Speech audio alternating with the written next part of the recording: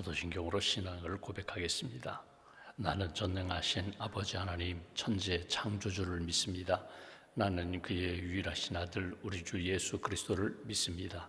그는 성령으로 잉태되어 동정녀 마리아에게서 나시고 본디오 빌라도에게 고난을 받아 십자가에 못 박혀 죽으시고 장사된 지 사흘 만에 죽은 자 가운데서 다시 살아나셨으며 하늘에 오르시어 전능하신 아버지 하나님 우편에 앉아 계시다가 거기로부터 살아있는 자와 죽은 자를 심판하러 오십니다. 나는 성령을 믿으며 거룩한 공교회와 성도의 교제와 죄를 용서받는 것과 몸의 부활과 영생을 믿습니다. 아멘. 찬송가 221장 찬양하겠습니다. 221장입니다.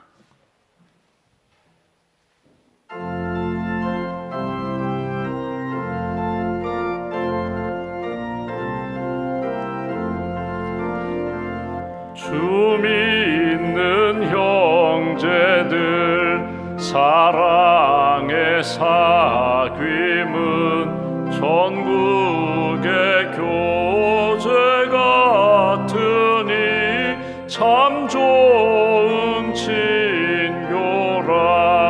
하나님 보좌 앞 다 기도드리니 우리의 믿음 소망이 주 안에 하나라. 피차의 슬픔과 수고를 나누고 늘 동고동락하면서 참 사랑 나누네. 또 이별할 때에 맘 비록 슬퍼도 주 안에 교제하면서 또다시 만나. 3절입니다. 피차의 슬픔과 수고를 나누고 늘 동고동락하면서 참 사랑 나누네. 또 이별할 때에 맘 비록 슬퍼도 주 안에 교제하면서 또다시 만나리.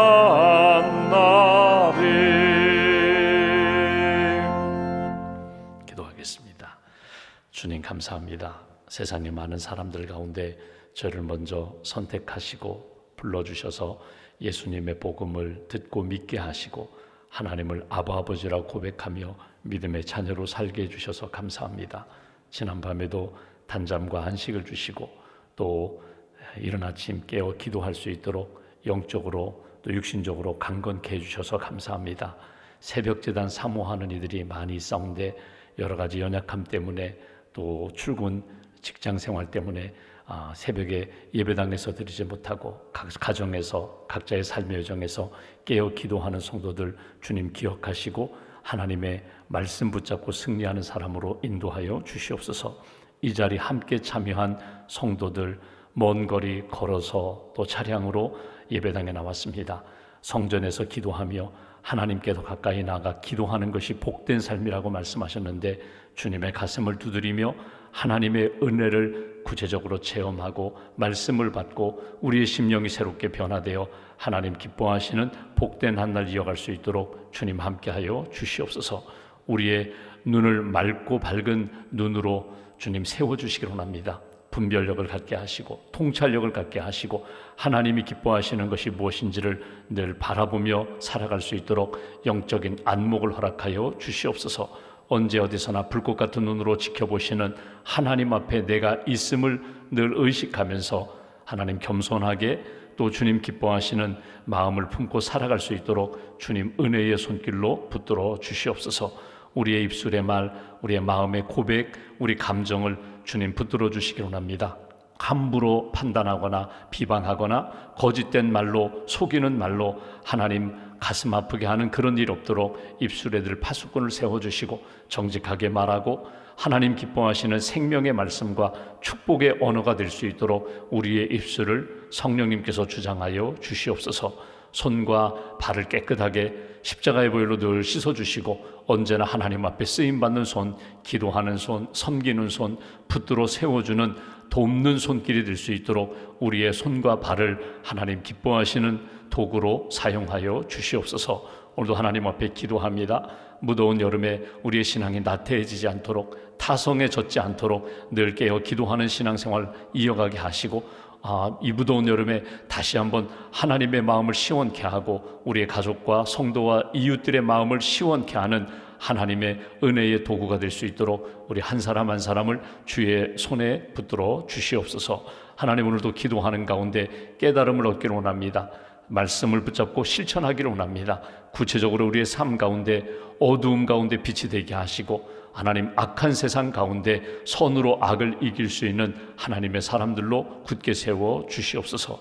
하나님의 전신갑주를 입고 영적 전쟁에서 이기라고 말씀을 주셨는데 오늘도 믿음의 방패 들게 하시고 어둠의 영들이 우리를 위협하고 유혹하고 넘어뜨리려고 하는 불화살을 능히 믿음의 방패로 맞게 하시고 말씀의 검 성령의 말씀으로 모든 것들을 이기며 승리하는 하나님의 사람들로 굳게 세워 주시옵소서. 주님의 몸된 교회가 기도하고 협력하는 비전교회 선교사님들, 선교지마다 은혜를 덧입혀 주시고 우리가 기도할 때 하나님 큰 일들 이루어 주실 줄 믿습니다. 회복해 주실 줄 믿습니다. 구원의 역사로 이끌어 주실 줄 믿습니다. 가족을 위하여, 자녀를 위하여, 선교지를 위하여 기도하는 우리의 기도가 식지 않게 하시고 우리 성도들의 기도로 말미암아 하나님의 나라가 세워지고 확장되는 놀라운 역사를 체험케 하여 주시옵소서. 이제 오늘부터 시작되는 우리 인도네시아 우리 교회국 교사 선생님들의 선교 사역에 주님 함께하여 주시고 특별히 성경학교를 진행합니다. 또 한샘 마을에서 사랑의 사역을 감당합니다. 하나님 섬기는 자리마다 하나님의 사랑의 놀라운 역사가 나타나게 하시고 주님의 마음을 품고 잘 섬길 수 있도록 풍성한 영성으로 채워 주시옵소서. 오늘 믿음과 감사함을 주 앞에 봉헌합니다. 하나님의 은혜에 감사하며 또 주님께 모든 것 믿고 맡기며 감사하는 마음으로 봉헌하오니 예물을 받으시고 기도를 받으시고 감사의 풍성한 역사가 열매가 나타나는 심령과 가정으로 세워 주시옵소서. 한날의 삶을 온전히 주님께 맡깁니다. 오늘도 슬픔 당한 가정 위로하여 주시고 낙심한 가정 새 힘 더하여 주시고 병상에 있는 교우들 치유의 광선으로 치유하시고 회복시켜 주시옵소서. 모든 것 주님께 맡기오며 우리 주 예수님의 이름으로 기도하옵나이다. 아멘. 오늘 말씀 야고보서 4장 말씀을 보겠습니다. 야고보서 4장 11절과 12절 두 절 말씀 보겠습니다.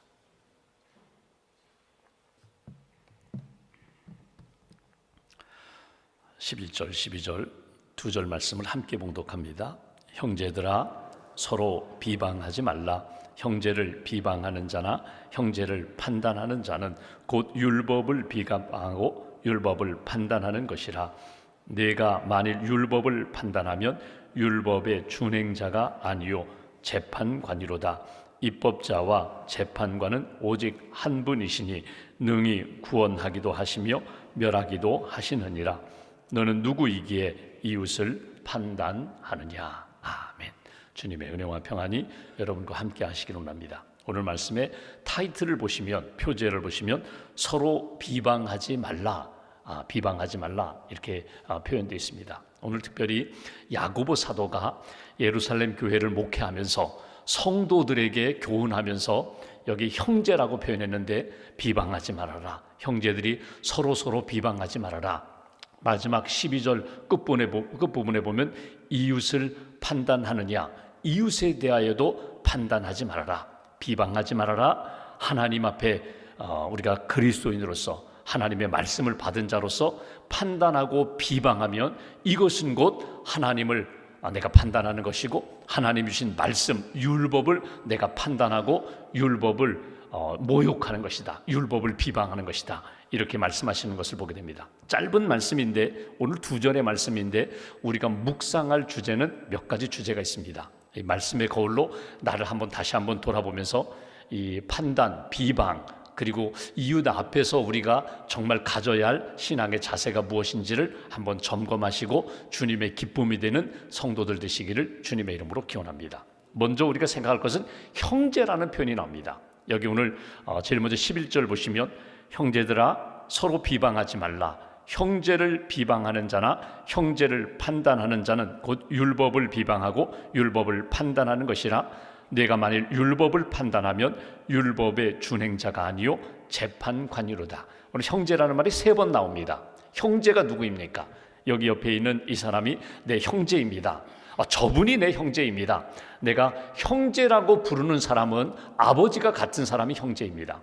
여기 형제라고 표현됐으니까 남자들에게만 해당되는 걸로 생각하는데 여러분, 자매들도 마찬가지입니다. 표현은 자매지만 한 아버지의 자녀로서 아버지를 이분은 나의 아버지입니다. 이분은 나의 어머니입니다. 나는 이분들의 자녀입니다. 이런 자녀됨의 의식을 가지고 있는 사람들이 같은 동기간에 옆에 있는 사람들을 부를 때 이분도 나의 형제, 이분도 나의 자매라고. 그러니까 아버지가 같은 사람이 형제입니다. 그러면 여러분, 신앙적으로 이야기하면 하나님과의 관계가 있는 사람, 예수 그리스도와 관계를 가지고 살아가는 사람들끼리 서로 만나면 형제가 되는 것입니다. 하나님과의 관계, 하나님을 창조주 하나님으로, 구원의 하나님으로, 지금도 나를 인도하시고 지켜주시는 하나님으로, 내 기도를 들어주시는 하나님으로 그렇게 믿고 살아가는 사람들, 나는 그분의 자녀입니다. 나는 그분의 백성입니다. 그리고 옆에 보니까 옆에 있는 이분도 하나님을 아버지라고 부르고 있어요. 나는 옆에 있는 사람 처음 만났어요. 관계가 없어요. 교제도 없어요. 그런데 이분이 하나님을 아버지라고 부르면 그 다음부터 이분과 나의 관계는 서로 관계가 지금 처음이지만 하나님과의 관계가 있기 때문에, 예수 그리스도를 믿고 구원받은 관계이기 때문에 이분은 나의 형제가 되고 이분은 나의 자매가 되는 것이다. 오늘 그런 의미입니다. 오늘 우리가 4장을 쭉 볼 때 여러분, 형제 자매라고 할 때 우리 그리스도인들은 여러분 기도로 사는 사람들입니다. 기도로 살아간다는 것은 하나님과의 교제, 사귐의 관계로 살아가는 사람들입니다. 누가 기도합니까? 그냥 어려운 일 만나면 하늘 아버지, 하나님에 대한 믿음도 없어요. 하나님에 대한 신앙 의식도 없는데 살려주세요, 도와주세요. 물론 그것도 넓은 의미의 기도지만 진짜 기도는 하나님이 누구이신지, 하나님의 은혜를 받은 자로서 나는 누구인지, 내가 하나님 앞에 기도할 때 하나님은 내게 어떻게 응답하시는지에 대한 믿음과 지식을 가진 사람이 하나님을 아버지라고 부르고, 내가 하나님 앞에 나아갈 수 없는데 예수님의 십자가의 복음을 믿고 예수의 이름으로 나가는 사람이, 그 사람이 믿음의 자녀고 하나님의 백성이거든요. 그러니까 기도는 우리가 4장을 본 대로 얘기하면 원하는 것이 있으면, 무엇이든지 원하는 것이 있으면 하나님 아버지께 기도하라. 하나님을 아버지라고 부르며 기도하라. 기도했는데도 응답이 없으면 목적을 점검하라는 거예요. 내 욕심으로 구한 것은 아닌지, 세상 사람들처럼 야망과 세상의 욕망을 붙잡고 기도한 것 아닌지, 하나님의 뜻 붙잡고 하나님의 마음에 합한 하나님의 영광, 하나님의 은혜 가운데 믿음으로 구하면 하나님이 응답해 주신다. 낮아져서 겸손히 기도해라. 하나님께 더 가까이 나아가면서 기도하라. 그리고 어제 우리가 본 말씀처럼 하나님 앞에 이렇게 기도하고 하나님을 아버지라고 부르며 나아갈 때에 내 손이 더러워졌으면, 내 손이 죄악에 물들어졌으면 끊임없이 마치 구약의 제사장이 물두멍에서 씻는 것처럼 우리는 십자가의 보혈로 몸과 마음과 손을 늘 씻으면서 하나님을 아버지라고 부르면서 믿음의 길을 걸어갈 때 더 큰 은혜, 풍성한 은혜 가운데 살게 된다. 이게 우리의 모습이에요. 근데 내 옆에 있는 사람도 하나님을 아버지라고 불러요. 기도해요. 하나님 앞에 거룩한 삶을 살려고 해요. 그러면 이 사람도 나의 형제가 된다는 거예요. 그런데 오늘 성경은 이렇게 얘기합니다. 교회 안에서 교회 밖에 있는 이웃들 사랑하는 것 당연하죠. 인류에 내 이웃을 내 몸처럼 사랑하라. 누구든지 사랑하는 거야. 주님이 너를 사랑하시는 것처럼 사랑하는 거야. 그런데 이 넓은 의미의 이웃사랑, 인류애가 아니라 오늘 성경에서는 교회 안에 있는 형제들, 다시 말하면 믿음의 성도들과의 관계 속에서 사랑해야 한다는 거예요. 어떻게 사랑해야 되는가? 비방하지 말아라, 판단하지 말아라. 오늘 구체적으로 이야기해요. 비방하지 말아라, 판단하지 말아라. 비방한다는 말이 무엇입니까? 깎아내리는 거예요. 깎아내리면서 내가 저 사람을 판단하고 정죄해서 저 사람 틀렸어, 잘못됐어, 저 사람 지옥 갈 거야, 이렇게 내가 마치 하나님이 된 것처럼, 하나님인 것처럼 그렇게 판단하고 비방하고 정죄하는 것 하지 말라는 거예요.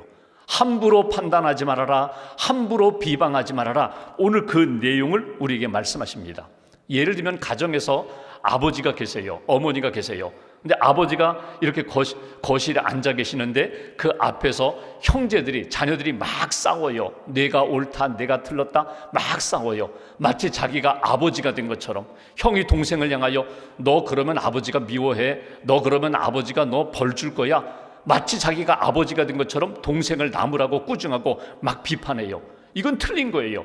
아버지가 계시는데, 아버지가 알고 계시는데 아버지가 어떻게 생각하고 어떻게 말씀하실지 기다려야 되는데 마치 내가 아버지가 된 것처럼. 오늘 교회 안에서 성도들이 서로 사귀는 가운데, 교제하는 가운데 내가 당신 너무 잘 알아, 당신 이거 틀렸어, 당신 이거 잘못했어, 이러면 벌 받을 거야, 당신 지옥 가, 이렇게 함부로 판단하고 비방하는 것, 이거 잘못된 것이다. 야고보 사도가 아주 구체적으로 이야기하는 것을 보게 됩니다. 저는 그렇지 않은데요, 저는 비방한 적도 없어요, 저는 함부로 이야기하지 않아요. 귀한 일입니다. 잘하는 일입니다. 그런데 항상 하나님 앞에 내가 있고 지금 우리 공동체 안에 주님이 계시다는 것, 주님이 보고 계시고 듣고 계시고 모든 것 알고 계시다는 것을 늘 기억하면서 하나님 아버지 앞에서 자녀된 자의 삶의 자세를 잃어버리지 말아라. 그러니까 비방하거나 함부로 판단하지 말고 하나님이 주신 마음과 눈을 가지고 형제를, 성도를 바라보라는 거예요. 성경에 보면은 형제들이 어떤 관계로 살아가야 되는가, 형제가 형제를 바라볼 때에 정말 귀한 것이 무엇인가를 보여주는 것이 예수님의 비유 가운데 탕자의 비유입니다. 두 아들의 비유라고 표현하는 것이 더 맞죠. 두 아들이 있어요. 큰 아들이 있고 둘째 아들이 있는데 둘째 아들이 어느 날 아버지에게 아버지 유산 주세요.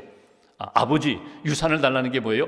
아버지 돌아가실 때 받는 것인데 아버지 죽었다고 생각하고 내가 받고 싶어요. 먼저 주세요. 필요해요.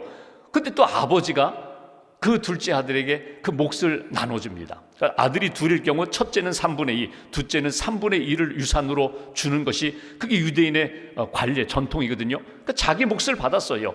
받아가지고 먼 곳에 가서 허랑방탕하게 다 허비하고 다 쓴 다음에 거지가 되어서 돌아왔어요. 아버지, 나는 아버지 아들 자격 없습니다. 이 집에 머슴으로 먹고 살게만 해주세요. 그 마음으로 참회하는 심령으로 돌아왔어요.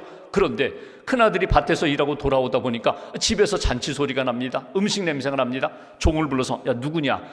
당신 동생이 돌아왔어요. 당신 동생이. 근데 뭐 화가 났어요. 큰아들이 화가 나가지고 집에 들어가서 아버지에게 막 조목조목 따지잖아요. 아버지, 이 아버지의 재산을 다 허비한 이 탕자, 자식 같지 않은 자식에게 이거 아버지 돌아왔다고 맞아주는 건 말이 됩니까? 잔치하는 건 말이 됩니까? 언제 내게 염소 새끼 한 마리 잡아준 적 있습니까? 막 따져요. 그때 아버지가 큰아들에게 한 이야기했습니다. 내 아들이다, 내 아들이다, 내 동생이다. 여러분, 여기가 중요한 것이 있습니다. 내 아들이다. 이 아들은 내가 볼 때는 쉽게 말해 형제 같지 않은 형제, 아버지의 아들 같지 않은 아들이지만 아버지 입장에서는요, 그럼에도 불구하고 아들이라는 거예요. 돌아왔으니 더 아들이라는 거예요. 씻어주고 갈아입히고, 너는 잃었다가 얻었다, 죽은 아들 다시금 살아 돌아왔다, 내 아들이다. 그러면 형, 너도 내 아들인데 내가 아버지의 마음을 안다면 그럴 수 없다는 거예요. 아버지의 마음을 안다면 내 동생, 내 형제라는 의식을 잃어버려서는 안 된다는 거예요. 저는 마지로 자랐습니다. 저희가 4남매인데 두 여동생 밑에 막내가 이제 남동생이에요. 8살 차이가 나요. 제가 마지로 자라면서 저 어렸을 때는요, 아버지에게 좀 섭섭한 마음도 있었어요. 왜냐하면 아버지는 저에게 마지에 대해서 굉장히 엄격하신데 이 막내 동생에 대해서는요, 제가 볼 때에는 청소년기에 제가 볼 때는 너무나 널널한 거예요. 막 다 받아주는 거예요. 왜 아버지는 나한테는 이렇게 하시고 동생한테는 저렇게 할까? 제가 두 자녀를 이렇게 양육해 보니까요, 다르지가 않아요. 똑같이 사랑하는데 큰아이는 굉장히 엄격해요. 보통 가정이 그렇잖아요. 맏아이는 엄격해요. 근데 막내는요, 그냥 하는 것마다 다 예뻐요. 다 받아주고 싶어요. 똑같이 사랑하는데 어느 날 아버지가 편애한다고 생각하고 형제들이, 자매들이 싸운다고 생각해 보세요. 아버지의 마음이 아프거든요. 똑같이 사랑해요. 큰아이는 큰아이로 사랑하고 막내는 막내로 사랑하는 거예요. 그런데 두 아이가 아버지가 편애한다는 것 때문에 서로 싸우고, 아니 너는 내 동생 아니야, 너는 내 형 아니야, 만약에 그렇다면 아버지 마음을 아프게 하는 거거든요. 오늘 성도지간의, 성도 간의 관계 속에서 사랑하라, 비방하지 말아라, 판단하지 말아라, 이렇게 말씀하신 건 뭐냐면요, 나와 그와의 관계 속에서 사랑하고 축복하는 것이 아니라 내가 하나님과의 관계 속에서 내가 그분의 자녀이기 때문에, 은혜를 받았기 때문에, 앞으로도 은혜를 받고 살 아버지 아들이기 때문에 아버지 사랑하고 아버지 마음을 품고 그 형제를 바라보는 거예요. 왜? 이 형제도 아버지가 사랑하는 형제이기 때문에. 내가 볼 때는요, 틀렸어요. 낙제예요. 내가 볼 때는 잘못이 많아요. 그럼에도 불구하고 아버지가 여전히 사랑하는 자녀이기 때문에 아버지 마음을 품고 내가 아버지의 사랑을 받았다면 내가 아버지의 마음으로 이 형제를 사랑하는 것, 이것이 형제 사랑이다. 비방하지 말아라, 판단하지 말아라. 여러분, 비방이 먼저예요, 판단이 먼저예요? 사람마다 막 쉽게 말하는 사람이 있어요. 무조건 깎아내리는 사람이 있어요. 무조건 비판하는 사람이 있어요. 그러면서 마지막 하나님처럼 판단합니다. 그런데 대부분은요, 비방 전에 내가 먼저 판단해요. 저거는 틀렸어, 저거는 맞아, 저거는 잘하는 거야, 저거는 못했어. 내가 내 기준을 가지고 마치 내가 하나님인 것처럼 그렇게 생각하고 판단을 하고 그 다음 비방하는 거예요. 비방하는 근거가 내 판단에 있습니다. 그렇다면 오늘 두 번째 우리가 생각할 것이, 여기 진짜 율법이 뭐냐는 거예요. 율법. 하나님 앞에서 내가 형제를 비방하고 판단하는 것은 곧 율법을 비방하고 판단하는 것이다. 율법을 비방하고 판단하는 것은 곧 율법을 주신 하나님을 비방하고 하나님을 판단한다는 거거든요. 이건 죄거든요. 이건 하나님 앞에서 큰 잘못이거든요. 그러면 율법이 뭐예요? 율법은 먼저 주신 말씀 그 자체가 있어요. 쉽게 말하면 십계명, 살인하지 말라, 간음하지 말라, 도둑질하지 말라, 안식일을 지키라, 하나님의 이름을 망령되이 일컫지 말라, 우상 숭배하지 말아라, 10가지가 쭉 나와 있죠. 결국 요약하면 하나님을 사랑하라, 이웃을 사랑하라, 이게 율법이에요. 그 말씀 자체가 율법이에요. 그런데 이 율법을 해석하는 부칙이 있습니다.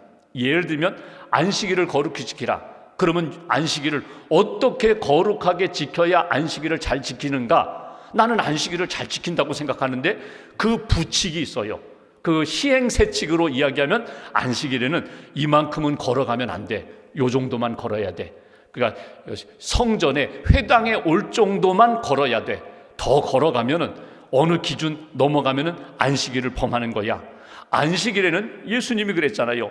병든 자가 있는데 이 병든 자를 내가 오늘 당장 지금 고치지 않으면 죽어요.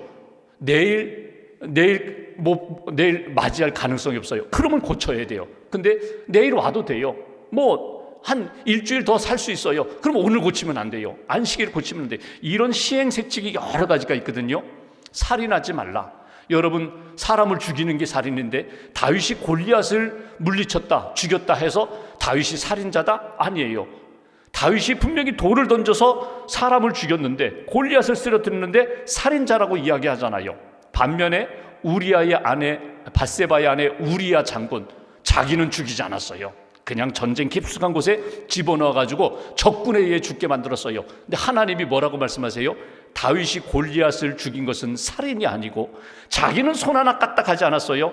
그냥 그 우리아 장군 저 깊숙한 곳에 집어넣어 그래가지고 죽였어요. 그건 살인이라는 거예요. 여러분, 살인, 사람을 죽이는 것도 어떤 것은 살인이고 어떤 것은 살인이 아니다, 이렇게 해석하는 것이 이게 부칙이거든요. 그러면 율법의 원래의 본문이 있고 율법을 적용하는, 해석하는 여러 가지 시행세칙이 있는데 이것도 지켜야 된다. 그런데 무엇을 가지고 다투는가 하면 이 시행세칙을 가지고 다투는 거예요. 여러분, 안식일, 이스라엘 성지순례 하신 분들은 알지만 유대인들이 철저히 안식일을 지키거든요. 그러면 한번 보십시오. 안식일에 엘리베이터를 타는 것이 맞는가 틀리는가? 안식일에 일하지 말아야 되는데 안식일에 엘리베이터를 타고 내가 쉽게 계단을 올라가지 않고 내가 쭉 3층, 5층, 10층을 올라가는 것, 그거 내가 이거 잘하는 것인가 잘못하신 거야. 그걸 이렇게 적용합니다. 안식일에 엘리베이터 타는 거는 괜찮아. 근데 버튼을 누르는 거는 이건 일하는 거야. 그래서 안식일에 호텔에 가보시면요, 세베스 엘리베이터라고 그래가지고 안식일에 그냥 문 열면 손 하나 까딱 하나 가고 그냥 들어가 가만히 있으면요, 층마다 그냥 쓰는 거예요. 자동으로 섰다가 문 열었다 닫았다. 그러니까 이렇게 적용하는 것 때문에 사람들 간에 갈등이 생겨요. 그럼 보십시오. 똑같이 율법을 믿어요. 나는 율법의 말씀을 믿어요. 하나님이 주신 것을 믿어요. 근데 적용하는 것 가지고 싸우는 거예요. 너는 틀렸어. 너는 안식일을 이렇게 지키면 안 돼. 저렇게 지켜야 돼. 저렇게 지키면 안 돼. 이렇게 지켜야 돼. 그거 가지고 서로 싸우고 비방하고 판단하는 일이 교회 안에 있다는 거예요. 똑같은 하나님의 말씀인데 주일을 거룩하게 지켜야 돼. 여러분 한번 옛날 이야기 해볼까요? 옛날에 주일에 어디 나가서 국수를 사 먹어요? 말도 안 돼요. 어떻게 주일날, 여러분 주일날 예배드리는 그날 하나님 앞에서 쉽게 말하면 세상 일을 해요? 안 돼요. 그런데 오늘 이걸 정당화합니다. 합리화합니다. 그리고 주일은 이 정도 해도 돼. 나가서 짜장면 사 먹어도 돼.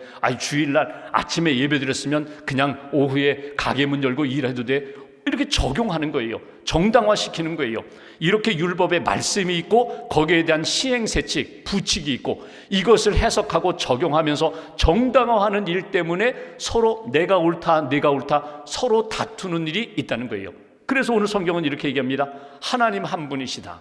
하나님이 우리에게 율법을 주셨다. 그 율법을 주신 하나님이 우리가 하나님의 자녀로 믿음으로 살기를 원하신다. 하나님의 마음 외면하고 하나님의 주신 말씀의 본뜻을 잃어버리고 내가 하나님인 것처럼, 내가 율법을 만든 자처럼 그렇게 행동하고 판단하고 비방하는 것, 그거 옳은 일이 아니다. 그러니까 다시금 원점으로 돌아가서 하나님의 마음은 어떤 마음일까? 우리를 향한 하나님의 뜻은 무엇일까? 그거 붙잡고 주신 말씀 의지하여 형제들, 교회 안의 성도들, 하나님을 아버지라고 부르며 믿음으로 살아가는 사람들은 비방하지 말아라. 쉽게 함부로 판단하지 말아라. 적극적으로 신앙적으로 이야기하면요, 축복하라는 거예요. 내가 하나님의 자리에 올라서서 함부로 판단하지 말고 누구를 대하든지 주님의 마음으로 사랑하고 품고 이해하고 용서하는 하나님의 사람이 되어라. 12절 말씀 보실까요? 입법자, 율법을 주신 분, 법을 세우신 분 하나님, 재판관, 우리가 옳은지 틀린지, 우리가 죄인 가운데 있는지, 하나님의 의의 길을 걸어가는지 재판하는 분 오직 한 분이시니 능히 구원하기도 하시며 멸하기도 하시느니라. 하나님 한 분, 그분이 우리의 아버지가 되시고 창조주가 되시고 구원자가 되신다. 재판관이 되시고 은혜의 역사의 주관자가 되신다. 너는 누구이기에 이웃을 판단하느냐? 너는 누구이기에? 너는 하나님의 자녀 아니더냐? 너는 하나님의 백성 아니더냐? 그러니 쉽게 판단하지 말아라. 쉽게 비방하면서 깎아내리고 사람들을 정죄하면서 그렇게 하나님 앞에 부끄러운 신앙인이 되지 말아라. 히포크라테스 선서가 있습니다. 의사 선생님들이 의사가 될 때 이렇게 선서하는, 그러니까 의학의 아버지라고 하는 히포크라테스가 의사에게 주신 보물이 있다는 얘기를 해요. 의사 선생님들에게 주신 보물이 3가지가 있다. 하나, 수술칼.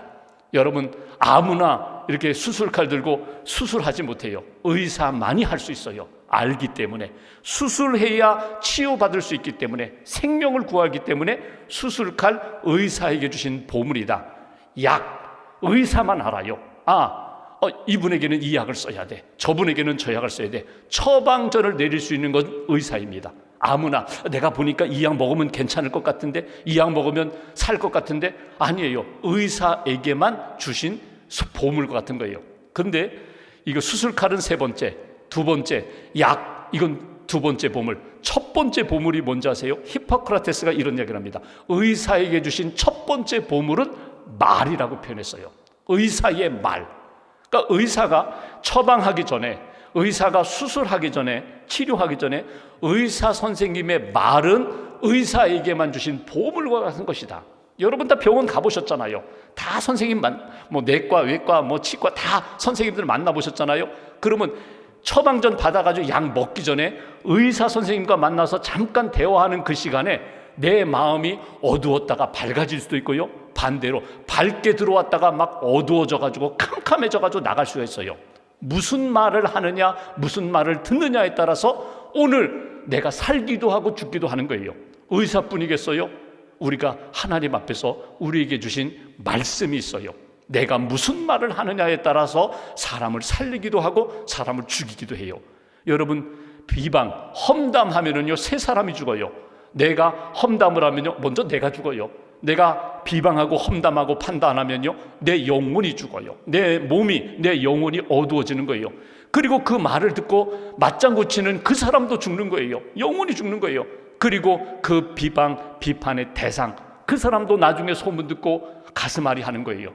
여러분, 비방하는 것이 아니라 축복하는 삶을 살아라. 특별히 누구에게? 교회 안에서, 믿음의 형제 자매들 안에서 우리는 하나님의 자녀이기 때문에 함께 만날 때마다 기도해주고 축복해주고 말씀을 하나님의 마음 붙잡고 말씀으로 축복하는, 말씀으로 일으켜주는 그런 사람이 되어라. 이것이 오늘 말씀을 통하여 우리에게 주시는 말씀입니다. 하나님 앞에 형제가 누구인지, 내게 주신 율법 말씀이 무엇인지, 그리고 이 말씀 붙잡고 내가 하나님 앞에 어떻게 살아야 될지 다시 한번 기억하시면서 주님이 기뻐하시는 생명의 삶을 살아가시기를 주님의 이름으로 기원합니다. 기도하겠습니다.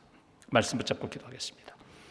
오늘 우리에게 형제들아 서로 비방하지 말아라, 판단하지 말아라, 하나님이 듣고 계시고 하나님이 보고 계시고 하나님이 알고 계신다고 말씀을 주신 분도 하나님, 우리를 구원해 주신 분도 하나님, 우리의 기도를 들으시는 분도 하나님, 하나님이 모든 것 알고 계시고 듣고 보고 계신다.